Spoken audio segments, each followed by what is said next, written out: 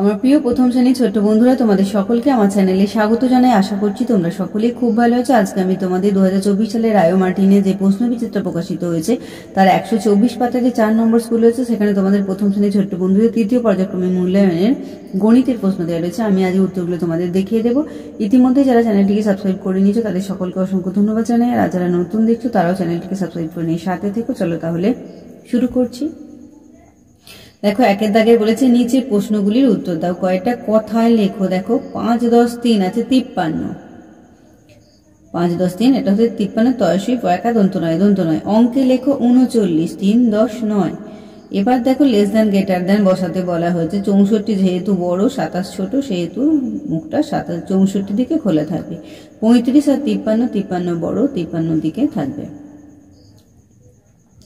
গয়টা দেখো আগের সংখ্যাটি লেখো। এখানে 60 দেয়া আছে, তার আগে 59, 5, 10, 9। পরের সংখ্যাটি লেখো 83 আছে, 84 লিখবে, 8, 10, 4। এইবার ঘরে দেখো সমান বা অসমান চিহ্ন বসাতে বলেছে। দেখো 5 যোগ 8, এটা যোগ করলে হয়ে যাচ্ছে 8, 9, 10, 11, 12, 13। তার মানে এদিকে হচ্ছে 13 আর এদিকে হচ্ছে 16। তাহলে দুটো কি হয়ে যাবে? অসমান হয়ে যাবে, অসমান চিহ্ন দেবে। দেখো 9 বিয়োগ 4, তাহলে বিয়োগ করলে কত বলেছে? 5। আর এখানে 5 আছে, তাহলে এটা সমান হবে, দুদিকে 5 হচ্ছে, সমান চিহ্ন দেবে। উভয়ের সবচেয়ে ছোট সংখ্যাটিতে এখানে তোমাকে গোল দাগ দিতে হবে। দেখো 15, 18, 13, 19। ছোট হচ্ছে 13, 13কে গোল করে দেবে। সবচেয়ে বড় সংখ্যাটিকে গোল করতে বলেছে। দেখো 6, 7, 9, 8 এর মধ্যে সব থেকে বড় 9, 9কে গোল করে দেবে। ছয়ের একক দশকের ঘরে সংখ্যা বসাও। দেখো 4, 10, 5, তাহলে দশকের ঘরে হচ্ছে 4, এককের ঘরে 5, 30, দশকের ঘরে 3, এককের ঘরে 0। 6 দাগে দেখো বড় থেকে ছোট সাজাও। 43, 63, 53, 33। বড় হচ্ছে 63, তারপর 53, তারপর 43, তারপর 33। বর্গীয় ছোট থেকে বড় সাজাও। 22, 44, 11, 33।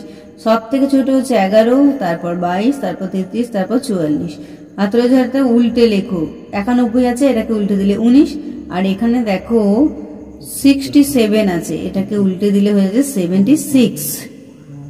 ইংওয়েরটা কি বলেছে দেখো, মিল করে ফাঁকা জায়গায় ছবি আঁকো। দেখো এখানে নিচে তীর চিহ্ন, উপরে তীর চিহ্ন করেছে, তাই এই তীর চিহ্নটা এখানে হবে, এর সঙ্গে তবে মিলবে। পরেরটা দেখো, তাহলে এই ইউটা যেমন আছে এই ইউটা এদিকে মুখটা করে দেবে। দুইটা নামতার সাহায্যে ফাঁকা ঘরে সঠিক সংখ্যা বসাতে বলা হয়েছে। দেখো 3 গুণিত 6, এটা হবে 3, 6, 18, 4, 5, 20, 27, 56 আর 9, 72, 3, 9, 27। এরপর 3 দেখো চিহ্ন অনুসারে সমস্যা সমাধান করো। যোগ করতে বলেছে 5 আর 3, 8, 4 আর 2, 6। ক্ষয়েরটা দেখো 71 আর 20 আছে, 1 বসে গেল, 7 আর 2, 9 হয়ে গেল। গয়েরটা বিয়োগ করতে বলেছে, 4 আর 6 মিলে গেল 0। এইবার দেখো 3 কত দিতে 6, এখানে হয়ে যাবে 3।